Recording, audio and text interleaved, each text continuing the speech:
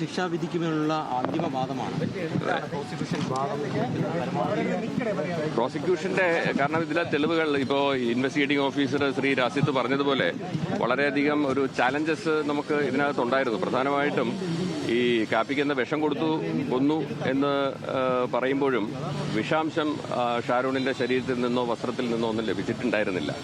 അപ്പോൾ അങ്ങനെ വരുമ്പോൾ വളരെ വലിയ ഒരു ആശങ്കയൊക്കെ ഉണ്ടായിരുന്നത് അന്വേഷണ ഉദ്യോഗസ്ഥന്മാരുടെ, അതായത് ആദ്യ ഘട്ടങ്ങളിൽ അന്വേഷണം നടത്തിയ ശ്രീ ജോൺസന്റെയും പിന്നീട് അന്വേഷണം ഏറ്റെടുത്ത ശ്രീ സുൽഫിക്കറിന്റെയും അതുപോലെ തന്നെ അന്തിമ ഘട്ടത്തിൽ ചാർജ് കൊടുക്കുമ്പോൾ അതിനൊക്കെ വേണ്ടിയിട്ട് നടത്തിയ ശ്രീ രാസിത്തിന്റെയും. അപ്പോൾ ഇതിനെല്ലാം ചുക്കാൻ പിടിച്ച് ഇതിനകത്ത് വളരെ ഇഫക്റ്റീവായിട്ട് എഴുതിയ SI ഷാജഹാനും ഒക്കെ ഇതിനകത്ത്, അതായത് ചുരുക്കി പറഞ്ഞാൽ പാറശാല CI സജി ഇവരുടെയൊക്കെ ഒരു കൂട്ടായിട്ടുള്ള നല്ല ഒരു പ്രവർത്തനം, ഒരു ഇൻവെസ്റ്റിഗേഷൻ, സ്പെഷ്യൽ ഇൻവെസ്റ്റിഗേഷൻ ടീം, അതിന്റെ ഒരു വൻ വിജയമായിട്ടാണ് ഞാനിത് കാണുന്നത്. അവർ കളക്ട് ചെയ്ത് തന്ന തെളിവുകൾ അത് ഉചിതമായിട്ട് എനിക്ക് കോടതിയിൽ പ്രസന്റ് ചെയ്യാൻ കഴിയുകയും വിഷാംശം ശരീരത്തിലോ വസ്ത്രത്തിലോ അല്ലെങ്കിൽ വിസറയിലോ ഒന്നും തന്നെ ഷാരോണിൽ നിന്ന് കണ്ടെത്തിയില്ല എങ്കിലും അത് വളരെ വിദഗ്ധമായിട്ട് ശാസ്ത്രീയമായിട്ടുള്ള തെളിവുകളിലൂടെയും വിദഗ്ധ ഡോക്ടർമാരുടെ അഭിപ്രായങ്ങളിലൂടെയും അതിന്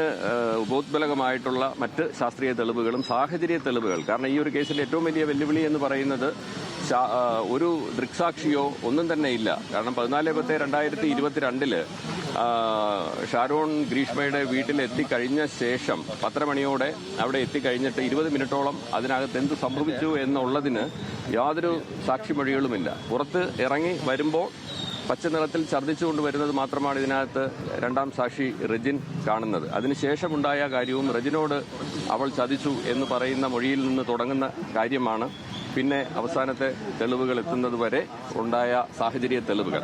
അപ്പോൾ ഇതിനെക്കുറിച്ചുള്ള മറ്റ് എവിഡൻസുകളുമൊക്കെ കൂടുതൽ വരുന്ന നാളെ ഇത് വിധി വന്നതിന് ശേഷം നമുക്ക് സംസാരിക്കാം. Thank you.